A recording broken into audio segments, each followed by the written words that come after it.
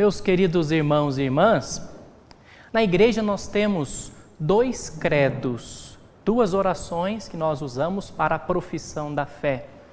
O credo, que é aquele maior, chamado credo niceno-constantinopolitano, ali ele vai dizer uma coisa bonita da igreja.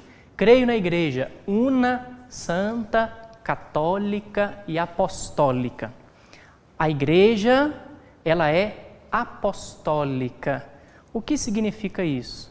Significa que nós estamos numa comunidade de fé que é construída sobre o alicerce dos apóstolos. Os apóstolos foram aqueles que conviveram com Jesus, que aprenderam dele a mensagem de salvação e que foram então aqueles designados para fundar as outras comunidades, para desenvolver a semente que Jesus tinha lançado com a sua pessoa, com a sua presença quando esteve entre nós. A nossa igreja, ela é construída nos apóstolos. Os apóstolos tinham consciência disso. Depois da traição e da morte de Judas, ficou faltando alguém que completasse aquele grupo dos 12, grupo que tinha sido desejado por Jesus. Então, sob motivação e inspiração do Espírito Santo, como ouvimos na primeira leitura de hoje, aqueles 11 escolhem mais um. Alguém para substituir Judas, para completar o colégio apostólico. E a sorte, segundo o texto, cai sobre Matias, este santo apóstolo que celebramos hoje. Matias, então, se torna alguém que vai fazer parte do grupo dos 12 para, então, continuar a missão que Jesus conferiu àquele grupo. Vejam, irmãos, os apóstolos foram aqueles enviados por Jesus. Enviados para saírem, para irem ao mundo.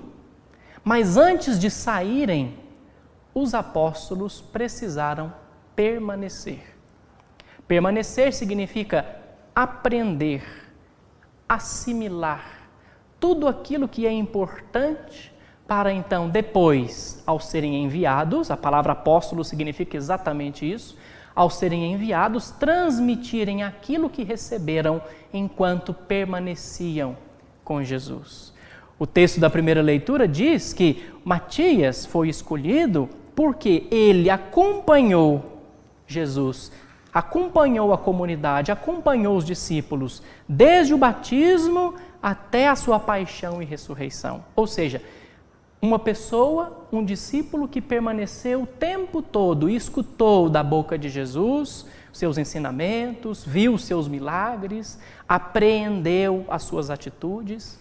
Para ser apóstolo, é preciso então permanecer. E é disso que Jesus fala no Evangelho várias vezes.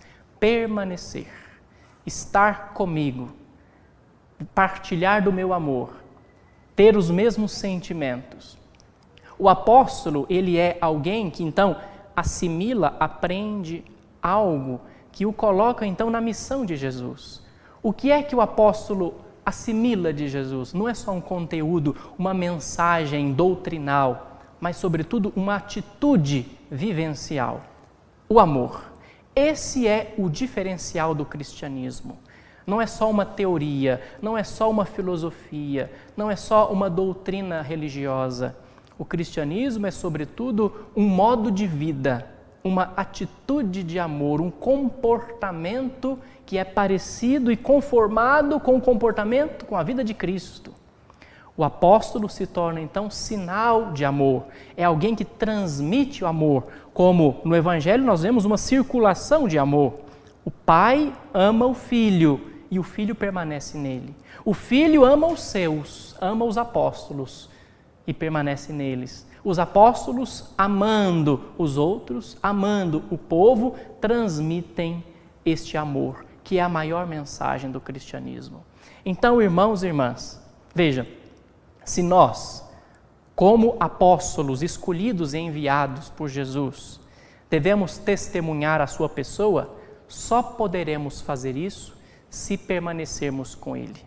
Podemos ter muitos discursos bonitos, muitas estruturas eclesiais, pastorais, eficazes, eficientes, mas se não estivermos aos pés de Jesus ou no coração dele, permanecendo com ele, apreendendo dele a mensagem do amor que ele nos transmite porque recebeu do Pai, o nosso trabalho, a nossa obra não vai para lugar nenhum.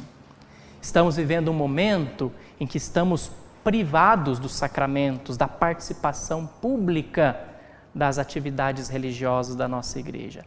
Vamos viver este momento como um momento oportuno de estarmos com o Senhor na nossa casa, de permanecermos com Ele ali, nas nossas orações pessoais, na nossa espiritualidade do dia a dia, naquilo que nós aprendemos com os nossos pais, com os nossos familiares, com a nossa catequese. Vamos, a partir da leitura da Sagrada Escritura, da Bíblia, que todos nós temos em casa, viver ali um momento de aprendizado com o Senhor. Tem duas imagens no Evangelho que mostram pessoas que estiveram ali, permaneceram com Jesus para escutarem e assimilarem dele aquilo que era essencial. Maria, irmã de Marta, permaneceu, ficou aos pés de Jesus porque escolheu a melhor parte, estar com ele.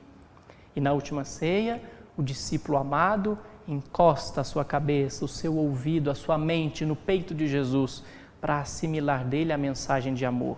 É o que nós devemos fazer neste momento em que a nossa casa se torna uma igreja. É ali, nos pés de Jesus e ouvindo o seu coração, que vamos aprender o que nós, enquanto apóstolos dele, devemos fazer. Antes de falar, precisamos ouvir. Antes de agir, precisamos aprender. Antes de amar, precisamos nos sentir amados. É o que o Senhor pede de nós hoje. Acolher a sua mensagem de amor é deixar ser amado.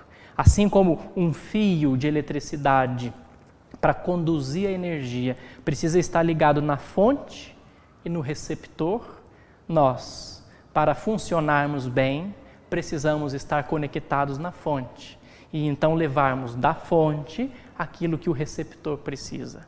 A nossa missão apostólica no mundo só vai dar certo se estivermos orientados por esse amor que nos liga da fonte ao receptor, a Deus e ao nosso irmão.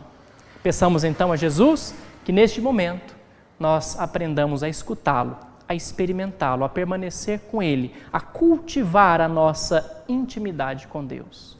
O tempo de isolamento não é um tempo de solidão estéril, mas é um tempo em que nós aprendemos a estar com o Senhor, a permanecer com Ele, para que a alegria dele esteja em nós e esta alegria seja plena. Que assim seja. Amém. Elevemos